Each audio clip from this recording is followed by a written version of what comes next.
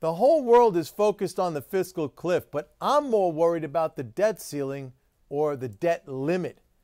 The debt ceiling is the arbitrary limit that Congress has imposed on the Treasury's ability to issue securities. No other country in the world has such a stupid self-imposed constraint. The very term, debt limit, is misleading. It gives the impression that this is the limit to the amount of debt or borrowing the U.S. can do. Now, if you've been watching my videos, you know by now that the federal government doesn't borrow. Just doesn't borrow. It doesn't need to borrow its own fiat or its own money.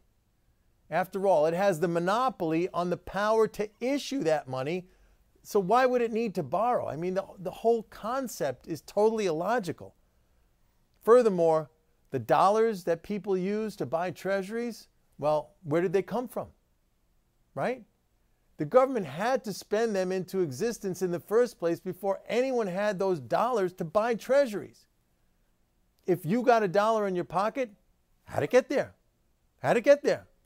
Did you print it up in your basement? No. The government paid it to someone who paid it to someone else, and eventually it was paid to you. The only reason the Treasury ever started issuing securities in the first place was because way back when we were on the gold standard, it was a way to reduce the currency in circulation. Too much currency in circulation meant a lot of dollars floating around that people might be tempted to redeem for gold.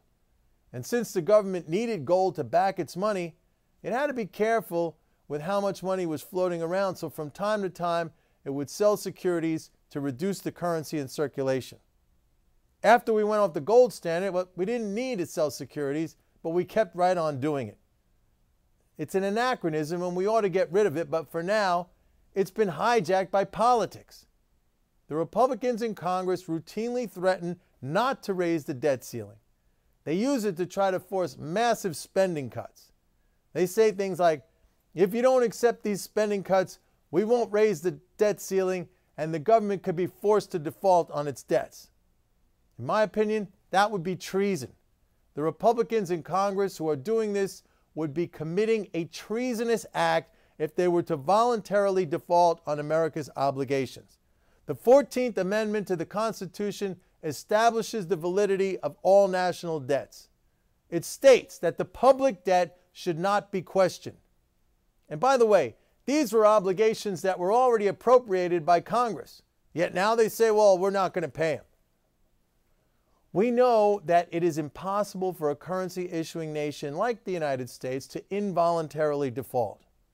And that's why it was so stupid of Standard & Poor's to lower the credit rating of the U.S. last summer. The United States or any other currency issuing nation whose debts are denominated in their own currency cannot be forced to default. Impossible. And the markets clearly understood this. Too bad the idiots at S&P didn't.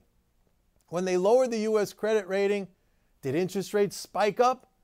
No, they fell sharply to new historic lows. What should have been an eye-opening lesson for Standard & Poor's and the other rating agencies wasn't at all. They just keep on threatening to downgrade again and again.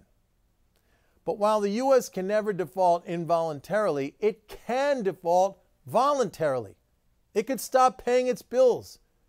And if the Republicans in Congress decide to go ahead with this crazy gambit, that's exactly what will happen. If the debt ceiling is not raised, and by the way, we're going to need to raise it in about a month, then this is what happens. The government instantly goes into balanced budget mode of operating. That means it can only spend out of tax receipts and the proceeds of Treasury securities that are rolled over. No net new financial assets are created. Most important, the safety net, things like Social Security, Medicare, Medicaid, unemployment insurance, veterans benefits, etc., those things get shut down. Those payments are made only to the extent that there are funds there to make them. New beneficiaries, well, they don't get paid at all. So with the safety net suspended, any economic downturn will have nothing to cushion it. We go down, tax revenues fall, there's less money for the government to make those payments, so more payments are suspended. We go down further, and on she goes in a vicious spiral. And we're very close to this happening. So while everyone is looking at the fiscal cliff, which actually is likely to be very modest in the end, this is a big deal. Anyway, that's it for now. This is Mike Norman saying bye-bye, and I'll see you next time.